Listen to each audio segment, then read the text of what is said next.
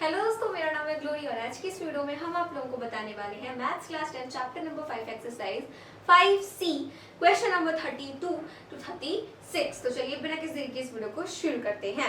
सबसे पहले देखिए क्वेश्चन नंबर 32 है ना। इसके पहले के हमने जितने भी क्वेश्चन किए थे वहां पे कौन सा फॉर्मूला लग रहा है, जनरल टर्म और सम ऑफ द एपी का फॉर्मूला ही हमने यूज करा है अभी तक।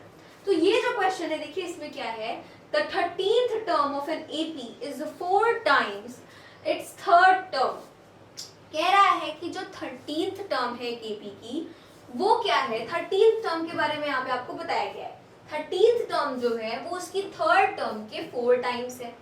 तो यहाँ पर अकॉर्डिंग टू क्वेश्चन देखिए कहा जा रहा है कि जो 13th टर्म है ना, 13th टर्म जो है वो क्या है, थर्ड टर्म का 4 टाइम्स है। थर्ड टर्म का 4 टाइम्स है और साथ में बताया गया कि जो फिफ्थ टर्म है वो 16 है। Find the sum of its first 10 terms. तो आपको S10 निकालना है। कैसे करेंगे, बहुत सिंपल है। सबसे पहले तो देखिए सम निकालने के लिए आपको जरूरत किन किन चीजों की है, पहले तो ये देखा जाता है ना, जरूरत किन किन चीजों की है। तो पहले तो हमें जरूरत है n की, उसके बाद a की, उसके बाद d की। तो हमें n पता है जो कि 10 है, a नहीं पता, d नहीं पता। तो यानी कि हमें यहाँ पर अब a और d निकालना पड़ेगा। a और d निकलेगा कैसे, a और d निकलेगा इसके और इसके हेल्प से। देखिए कैसे, a13 को हम a + 12d लिख सकते हैं।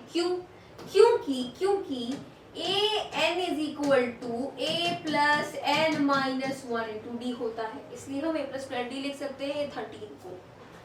सिमिलरली यहाँ पे 4 है, A3 को हम a plus 2d लिख सकते हैं, बिल्कुल। अब ये हो गया a plus 12d, ये हो गया 4a plus 8d। a क्यों लिखा है, d। तो a minus 4a plus 12d minus 8d 0। ये आ गया -3a, ये आ गया +4d। ठीक है, तो -3a + 4d ये हो गई हमारी फर्स्ट इक्वेशन। इससे एक इक्वेशन बनाएंगे, a + 4d = हो जाएगा 16। This is the second equation. अब हम क्या कर सकते हैं, यहाँ पे भी +4d, यहाँ पे भी +4d। ओ माय गॉड, तो हम क्या करेंगे, ये वाली जो इक्वेशन है इसको यहाँ पे लिखेंगे and we will subtract it. ठीक है, वो इक्वेशन यहाँ पे लिख के उसको सबट्रैक्ट कर देंगे। तो -3a -a क्या हो गया, -4a, और ये तो कैंसिल आउट हो गया, ये आ गया -16। a की वैल्यू आ गई 4, a की वैल्यू क्या आ गई 4। सिमिलरली d की वैल्यू कैसे निकलेगी, इसमें रख देते हैं। तो 4 + 4 d की वैल्यू हमें निकालनी है इक्वल टू 16। तो 4d is equal to 12, d की वैल्यू आ गई 3। d की वैल्यू क्या आ गई 3। ओके, अब यहाँ पर S10 हम निकाल सकते हैं, बिल्कुल। Sn is equal to n/2 and then 2a plus n minus 1 into d, यही फॉर्मूला होता है। तो 10/2 2a, a क्या है हमारा, a है 4 plus n minus 1, 10 minus 1 which is 9, d क्या हो गया 3, तो यहाँ पे आ गया 3, ये आपका हो गया 5, यहाँ पे आ गया 8 प्लस ये हो गया 27।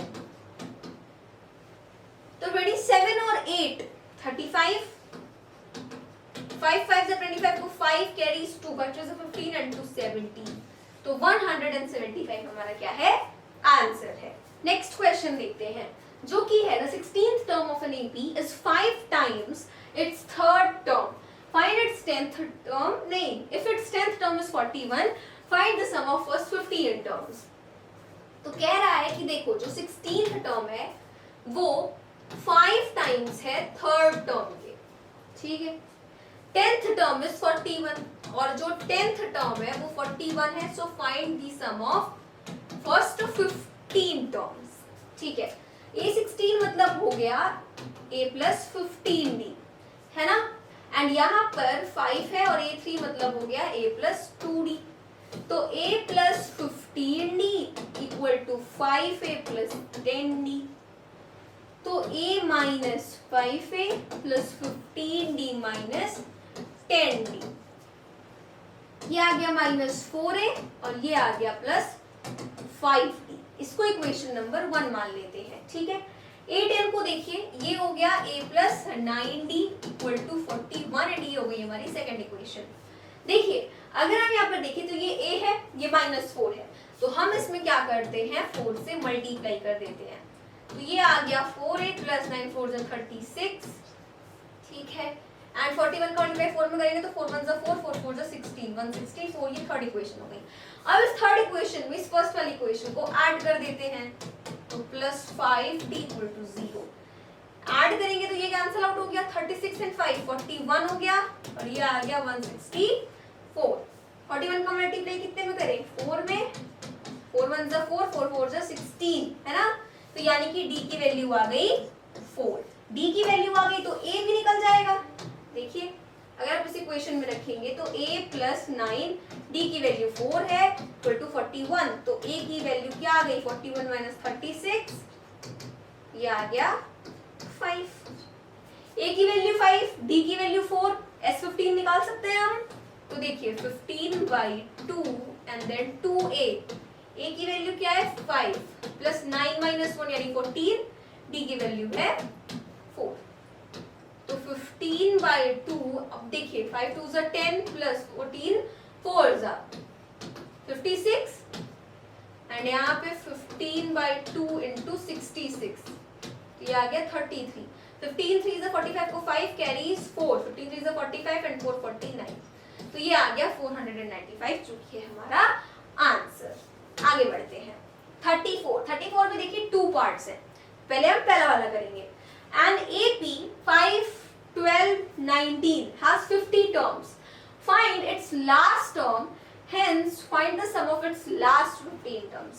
आपको यहाँ पे टर्म भी लास्ट वाली फाइंड करनी है ना। तो उसके लिए क्या हो सकता है, देखिए इसमें आपको a पता है ना, a 5 है, d भी आपको पता है, 12 में से 5 गया 7 आ जाएगा, तो हम an निकाल सकते हैं, यानी कि लास्ट टर्म निकाल सकते हैं। ऑल्सो हमें n भी पता है, हैज 50 टर्म्स बोल रखा है, तो हमें n भी पता है कि n तो भाई 50 है ना। n 50 है, 50 टर्म्स हैं, तो लास्ट वाला टर्म 50 नंबर पे ही होगा, तो n तो 50 है, तो आपको an निकालना है, यानी कि l निकालना है, लास्ट टर्म निकालना है, ठीक है। And sum of last 15 terms, तो पहले हम l निकाल लेते हैं, n निकलेगा तभी तो लास्ट की 15 टर्म्स का सम निकलेगा। तो हम यहाँ पर लिखेंगे an = a + n - 1 × d, तो an = या फिर हम l लिख सकते हैं, यहाँ पे इसको l ही कर देते हैं। a क्या है हमारा 5, ये आ गया 49, d क्या है, d है 7, 5 + 9 7 = 63 को 3 कैरी 6 and 4 28 एंड 6 34 हो गया, तो ये आ गया 348। लास्ट टर्म क्या है 348। अब आपको 15 टर्म्स का सम निकालना है। टोटल 50 है, लास्ट 15 का आपको सम निकालना है। टोटल 15 है और लास्ट 50 है और लास्ट 15 का आपको सम निकालना है। तो अगर हम क्या करें, अगर हम शुरू के 35 का सम निकालें, क्योंकि लास्ट के 15 को हटा दें तो कितना बचा 35, तो शुरू के 35 के सम को हम निकाल लें एंड उसको पूरे 50 के सम में से माइनस कर दे, तो 15 का सम बचेगा, बिल्कुल बचेगा। तो हम यहाँ पर क्या लिखेंगे, हम लिखेंगे sum of last 15 terms is equal to sum of 50 terms minus sum of 35 terms. तो लास्ट के 15 टर्म्स का सम बचेगा, भाई पूरे में से 35 माइनस कर दिया तो 15 बच गया, पूरे में से 35 हटाया तो ये वाला 15 बचा ना। तो वही देखिए 50/2 एंड देन 2a, a क्या है 5 प्लस 49, d क्या है 7 माइनस 35/2, a हो गया 5 प्लस 34 इंटू 7, यहाँ पे आ गया 25, 5 2 = 10 प्लस 9 7 63 को 3 कैरी 6 7 4 28 और 6 34 तो 3 4 3 माइनस 35/2 5 2s are 10 plus 7 4 28 को 8 carries 2, 7 6 21 and 2 23. So 25 into 353 minus 35 by 2 into ये आ गया 248. 2 1 जा, 2 2 जा, then 2 4 जा. अब यहाँ पर देखेंगे तो 25 3 जा 75 को 5 कैरी 7, 25 5 जा 125, 125 और 7 132, तो 2 कैरीज 13, 25 3 जा 75 एंड 13 88, तो ये आ गया 8 8. ठीक है, माइनस मल्टीप्लाई करें तो 1 2 4 है और 35 है. 5 4 20 को 0 कैरीज 2 है, 2 10 एंड 2 12 को 2 कैरीज 1, 4 3 12 को 2 कैरीज 1, 3 6 एंड 1 7, इधर आ गया 3 0 4 4 3 4 0 4 3 4 0. अब माइनस करेंगे, 5 में से 0 गया 5, 12 में से 4 गया 8, 7 में से 3 गया 4 एंड यहाँ पे आ गया 8 में से 4 गया तो 4. तो 4 4 8 5 हमारा क्या है, आंसर है. आगे देखते हैं. An AP has 60 terms. Find its last term. Hence find the sum of last 10 terms. Similarly, जैसे पहले वाला किया वैसे ही आपको ये भी करना है. तो यहाँ पर A देखिए क्या है, A है आपका 8, B है आपका 2, N आपका 60 है. यहाँ पे बोला गया ना 60 टर्म. लास्ट टर्म यानी कि AN आपको फाइंड करना है. तो AN is equal to A plus N minus 1 into D. A आपका क्या है 8 प्लस ये आ गया 59, 60 माइनस 1 59 ही होता है. D आपका हो गया 2, तो 8 प्लस 9 2 से 18 को 8 कैरीज 1 5 2 से 10 एंड 1 11, कितना आ गया 126. तो ये आपकी हो गई लास्ट टर्म 126.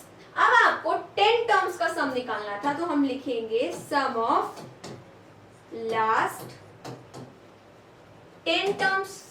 क्या करेंगे, सेम 60 में से 60 टर्म्स के सम में से 50 टर्म्स का सम माइनस कर देंगे, तो 10 टर्म्स का बचेगा. तो S60 माइनस S50, तो 60 by 2 and then 2A, A की वैल्यू 8 है, plus N minus 1 into D minus 50 by 2 and then 2A हो गया plus N minus 1 into D. ये आ गया 30, ये आ गया 25, तो 30 एंड ये आ गया 16 प्लस 9 2 से 18 को 8 कैरीज 1. ठीक है, एंड ये माइनस 25 16 प्लस 98. ठीक है,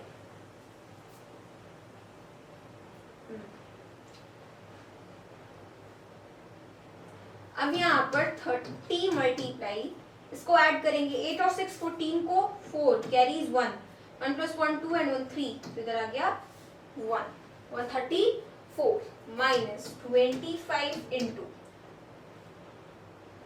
8 एंड 6 14 को 4 कैरीज 1, तो ये आ गया 9 प्लस 1 10 एंड 1 11, 4 3 जा 12 को 2 कैरीज 1, 3 3 जा 9 एंड 1 10 को 0 कैरीज 1, 3 1 जा 3 एंड 1 4 4 0 2 0. सही है. 25 4 जा 100 को 0 कैरीज 10, 25 1 जा 25 एंड 10 35 को 5 कैरीज 3, 25 1 जा 25 एंड 3 28. नाउ 4 0 2 0, वैसे हम ऐसे ही सबट्रैक्ट कर सकते हैं. 0 में से 0 गया 0, 2 में से 5 एंड 12 में से 5 गया तो 7, 9 में से 8 गया 1, 3 में से 2 गया 1, 1170 हमारा क्या है, आंसर है. The sum of first n terms of 2 APs are in the ratio 3n plus 8 is to 7n plus 15. कह रहा है sum of first n terms of 2 APs. अब यहाँ पे 2 AP की बात हो रही है. पहले AP का जो sum of n terms है is to दूसरे AP के sum of n terms जो है वो रेशियो में है इस तरीके से.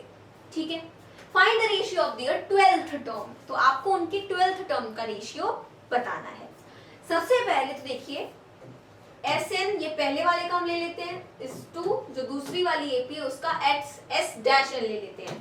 कितना है वो 3n plus 8 7n plus 15, यही है ना. अब इसमें अगर आप देखेंगे तो SN है तो हम इसको क्या लिख सकते हैं, n by 2 and then 2a plus n minus 1 into T upon n by 2 2a dash कर देते हैं और ये n माइनस 1 ये d डैश कर देते हैं। ठीक है, ये आ गया 3n प्लस 8, ये आ गया 7n प्लस 15। तो सबसे पहले क्या करेंगे कि 2 है इधर, है ना, 2 को अंदर ले लेंगे। तो जब आप 2 को अंदर लेंगे तो सब में डिवाइड होगा, वो 2a से 2a को भी डिवाइड करेगा, n माइनस 1 इंटू डी को भी डिवाइड करेगा 2। तो यहाँ पर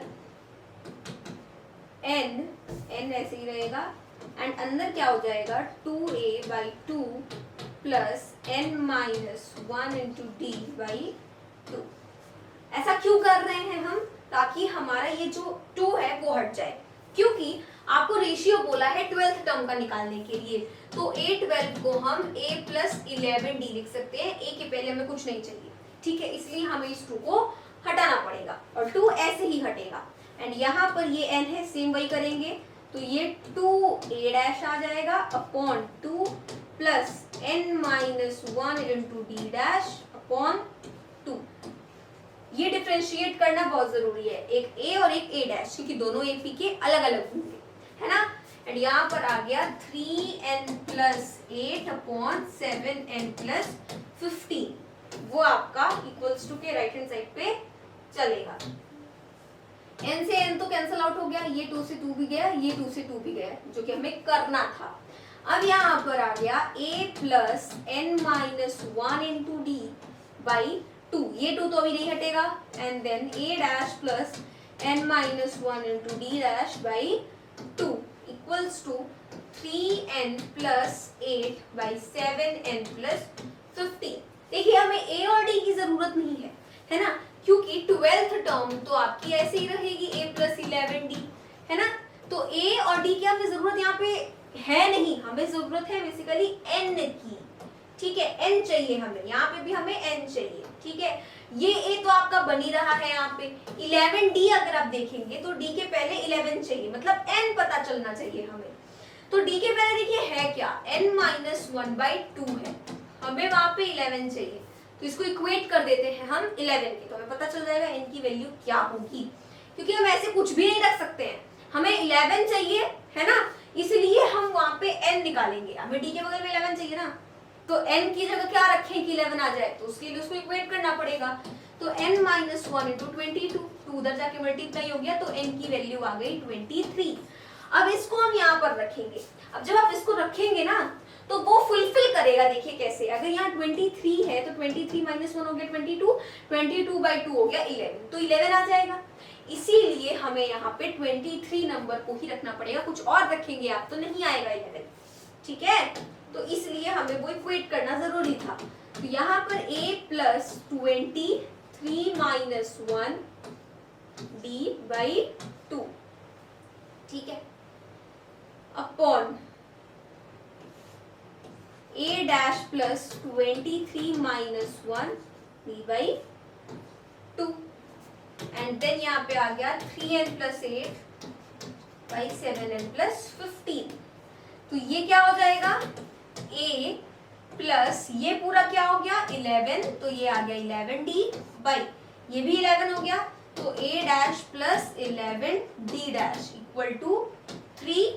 यहाँ पे भी रखना था हमें, तो हम यहाँ पे लिखेंगे, तो 3 एंड देन यहाँ 23 आ गया प्लस 8, सिमिलरली 7 एंड ये 23 प्लस 15, तो 3 3 is 9 and 3 2 is 6, तो 69 plus 8 upon 7 is 21 को 1 carries 2, 7 2 is 14 and 2 16, 161 plus 15। तो देखिए a plus 11d by a dash plus 11d dash is equal to, ये हो गया 77, ये कितना हो गया 5 plus 1 6 7 1, 11 7 जा 11 1 जा 11 बचा 6 10 11 6 जा।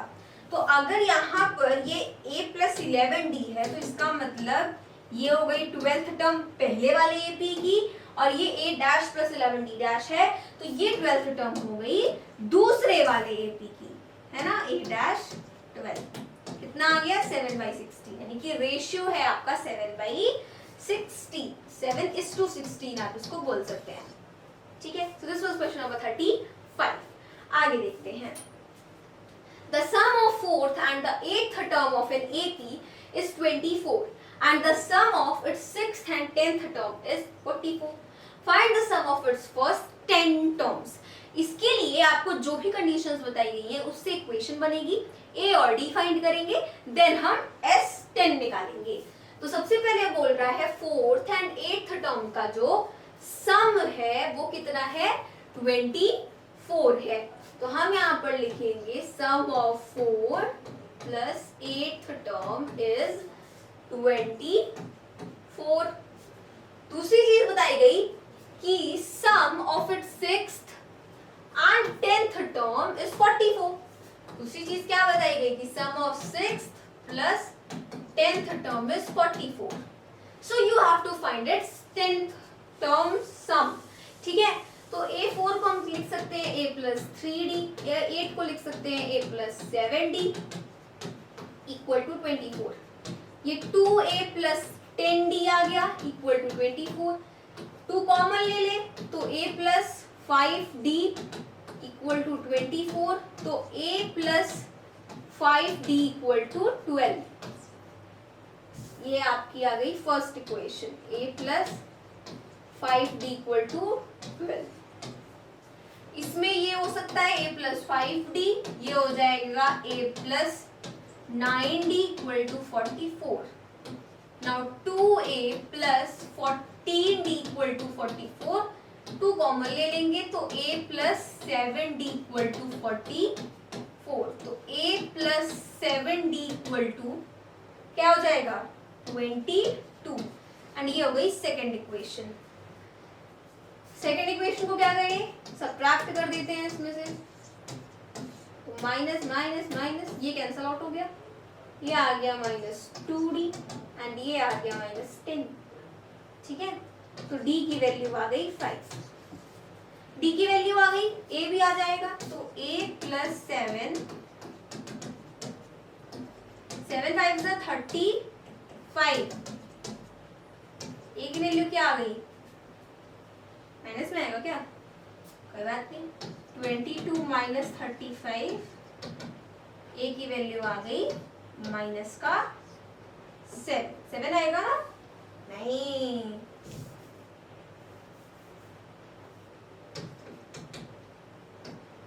इधर आ गया 3 1 13 आएगा, यस। A की वैल्यू आ गई -30। अब हम सम ऑफ 10 टर्म्स निकाल सकते हैं, 10/2, A क्या है आपका -13 प्लस D का है क्या है, I mean 5, ये आ गया 5, ये आ गया -26, ये आ गया 45। तो 5 इंटू 15 में से 6 जाएगा तो 9 बचा, 9 आ गया, वो और 3 में से 2 गया तो 1, तो 19 5 95। तो 95 क्या है हमारा आंसर है। So this was our question number 36। मिलते हैं अपने अगली वीडियो में, तब तक के लिए मेरे सभी दोस्तों को मेरी तरफ से जय हिंद जय भारत।